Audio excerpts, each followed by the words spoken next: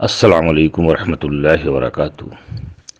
علماء اکرام فرماتے ہیں کہ فرمایا جناب رسول اللہ صلی اللہ علیہ وسلم نے، جب تک میری امت جہاد کرتی رہے گی دنیا میں سرخرو رہے گی، تو باطل کو سب سے زیادہ تکلیف جہاد سے ہے۔ اس لیے جہاد کے معنی اور مطلب بدلنے کے لیے شروع سے لوگ کوشش کر رہے ہیں۔ اس دنیا میں ایک طبقہ آیا غلام احمد قادیانی کا، جو ان کے سجدوں پر، جن کے چہروں پر، ماتھوں پر سجدے کے نشانات تھے، داڑھی، کرتا، ٹوپی تھے، وہ جہاد کے منکر تھے۔ غلام احمد قادیانی کی شکل شباہت بالکل علامہ جیسی تھی، لیکن وہ جہاد کے منکر تھے۔ اب آئیے اس زمانے کا جو خطرات ہے۔ مولانا اشرف علی تھانوی رحمۃ اللہ علیہ کے انتقال کے بعد مولانا الیاس کاندھلوی رحمۃ اللہ علیہ خانقاہ امدادیہ میں گئے۔ اس وقت جو خانقاہ امدادیہ کے محتمم تھے، ان سے مولانا الیاس رحمۃ اللہ علیہ نے کہا ہے کہ میری جماعت پر قادیانیوں کا حملہ ہو گیا ہے۔ یہ چیز احکام البلیغ صفحہ نمبر 419 پہ لکھا ہوا ہے، فوٹو کاپی میں بھیج دے رہا ہوں۔ تو مولانا الیاس رحمۃ اللہ علیہ کے جو کہنے کا مطلب میں نے سمجھا، قادیانیوں کے حملے سے مراد ہے یہ قرآن اور حدیث میں تحریف کر کے جہاد کی آیتوں کو تبلیغ اور منطبق کر رہے ہیں۔ آگے آئے مولانا یوسف صاحب رحمۃ اللہ نے دیکھا کہ یہاں گڑبڑیاں چل رہی ہیں، تو مولانا یوسف رحمۃ اللہ علیہ نے ان گڑبڑیوں کو دور کرنے کے لیے حیات الصحابہ نامی کتاب لکھی۔ جلد اول میں فضائل باب تبلیغ الگ بات دیا ہے اور باب جہاد الگ قائم کیا ہے، تاکہ جہاد کے فضائل تبلیغ پر منطبق نہ ہونے پائے۔ یہ جو ہے اہتمام مولانا یوسف کاندھلوی صاحب نے کیا تاکہ آپس میں گڑبڑ نہ ہونے پائے کہ اس میں گڑبڑی پیدا ہو جائے۔ جو دیوبند کا فتویٰ آیا ہے 2016 میں، اس پر نعمت اللہ صاحب نے نوٹ لگائی ہے کہ تبلیغ میں گڑبڑیاں شروع سے ہو رہی تھی، لیکن وہ نیچے استر کی تھی۔ جیسا کہ مولانا الیاس رحمۃ اللہ علیہ نے کہا قادیانیوں کا حملہ ہو گیا، نیچے جو باطل کے ایجنٹ تھے، دین کے دشمن تھے، وہ حدیثوں قرآنوں کی جگہ پر تحریف کر رہے تھے، یعنی باب جہاد کی آیتوں کو باب تبلیغ پر پڑھنا شروع کر دیا۔ تو اسی کو دور کرنے کے لیے مولانا یوسف کاندھلوی رحمۃ اللہ علیہ نے حیات الصحابہ لکھ دی، تاکہ یہ گڑبڑیاں ہونے نہ پائے، جس کو مولانا نعمت اللہ صاحب نے وضاحت فرما دیا ہے۔ اب اس گڑبڑیوں کو پھر دور کرنے کے لیے، چونکہ باطل کے اندر جو ہے مروڑ پیدا ہوا، منتخب احادیث نام کی کتاب لکھائی گئی اور یہ کہا گیا یہ نسخہ مولانا یوسف رحمۃ اللہ علیہ کا ہے۔ منتخب کے باب تبلیغ باب جہاد کی ساری آیتوں کو باب تبلیغ میں بھر دیا، مشکات شریف کی باب جہاد کی آیتوں کو باب تبلیغ میں بھر دیا، اور یہ الزام لگا دیا مولانا یوسف رحمۃ اللہ علیہ پر، یہ مولانا یوسف رحمۃ اللہ علیہ کے نسخے ہیں، ان کا ترجمہ کیا گیا ہے، یہ الزام ہے مولانا یوسف صاحب پر۔ جب دیکھنا ہو تو حیات الصحابہ جا کے دیکھ لیں۔ اب اس وقت عالم یہ ہے کہ باب جہاد کی جتنی بھی آیتیں باب تبلیغ میں ہیں، لوگ پڑھ پڑھ کے جہاد کے جو فضائل ہیں وہ اپنے اوپر کر رہے ہیں، جو تحریف فی الدین ہے۔ اب اس سلسلے میں مولانا سعید خان صاحب پالنپوری رحمۃ اللہ علیہ نے کہا ہے کہ مشکات شریف کی باب جہاد کی آیتوں کو منتخب کے باب تبلیغ میں بھر دیا ہے۔ تبلیغ سے تمہارا کہ جہاد سے تمہارا کیا لینا دینا ہے؟ یہ تحریف فی الدین ہے۔ اگر یہودی تحریف کریں تو غلط ہے، اور تم تحریف کرو تو اس کا نام تبلیغ دے رکھا ہے۔ کیا شیطان نے پٹی پڑھا رکھی ہے؟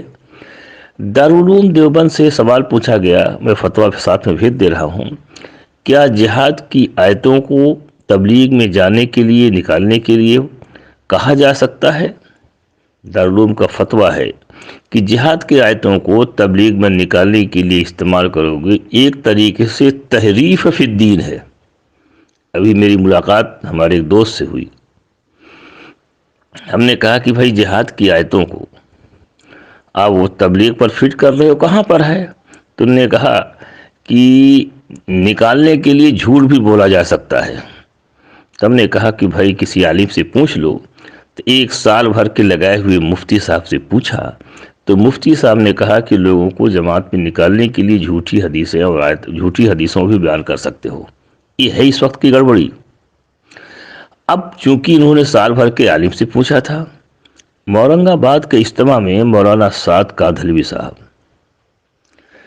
نے کہا کہ عبداللہ ابن رواحہ رضی اللہ تعالیٰ عنہ جو واقعہ ہے کہ یہ شہید ہو جائیں گے تو ان کو امیر بنا دینا، یہ شہید ہو جائیں گے جن کو امیر بنا دینا۔ تو عبداللہ ابن رواحہ رضی اللہ تعالیٰ عنہ سوچا کہ اب تو شہید ہونا قطعی طور سے ہے، لہذا جمعہ ہے، جمعہ کی نماز حضور کے پیچھے پڑھ لیں، اس کے بعد چلے جائیں گے۔ جمعہ کے بعد حضور نے دیکھا کہ عبداللہ ابن رواحہ موجود ہیں، پوچھا عبداللہ ابن رواحہ گئے نہیں؟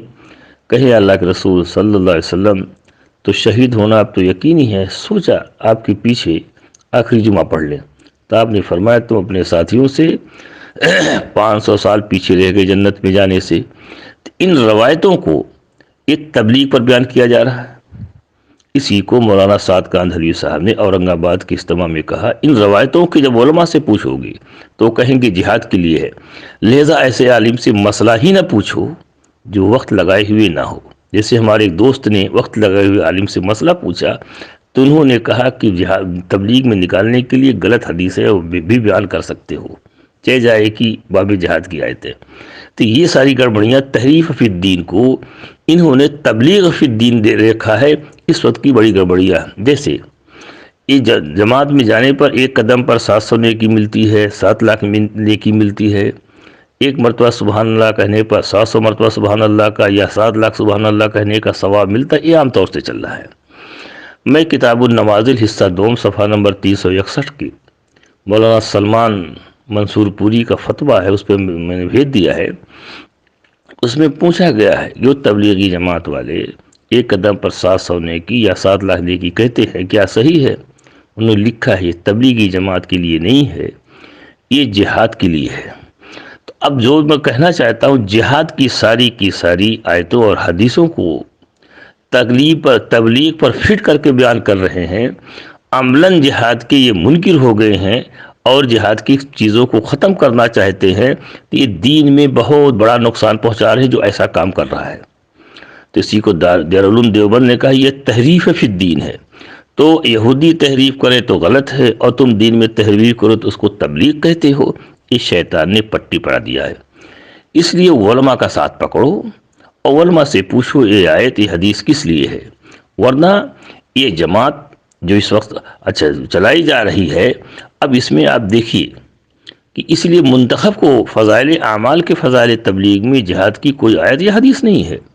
اب منتخب کی آپ فضائل تبلیغ دیکھ لیجئے، جہاد کی ساری آیتیں اور حدیثوں کو جوڑ دیا ہے۔ تو یہ تبلیغی جماعت والے اس منتخب کو پڑھ کے جہاد کے سارے فضائل اپنے اوپر منطبق کرتے ہیں۔ اسی لیے آپ دیکھیے جو اللہ کے راستے میں نکلتا ہے اس کے اوپر جہنم کی آگ کیا گرد غبار نہیں لگے گا۔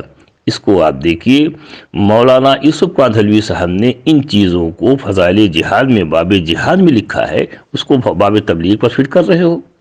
عبداللہ ابن رواحہ رضی اللہ تعالیٰ عنہ روایت یہ باب جہاد کی ہے۔ حضرت اسامہ 700 گنا ثواب جو ہے اور گرد غبار والا معاملہ، یہ ساری چیزیں باب جہاد کے اندر ہے۔ حضرت اسامہ رضی اللہ تعالیٰ عنہ جب جا رہے تھے، ابوبکر صدیق رضی اللہ تعالیٰ عنہ پیدل جا رہے تھے، حضرت اسامہ رضی اللہ عنہ نے کہا اے خلیفۃ المسلمین، یا تو آپ سواری پر بیٹھ لیجئے یا تو آپ واپس چلے جائیے۔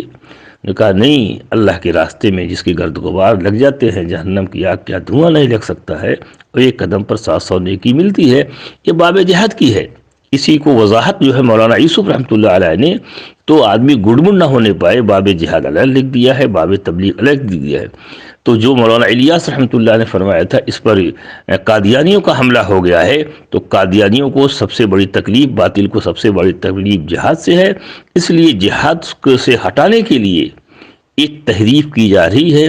اس طریقے کے تحریفات سے بچو، علماء کا ساتھ پکڑو، دارالعلوم دیوبند کی رہبری اختیار کرو، ورنہ کرو گے دین کا کام اور ہوگا جو ہے پریشانی کا کام، دین میں تحریف کا کام جو خدا کے یہاں پکڑ ہوگی، فقط والسلام۔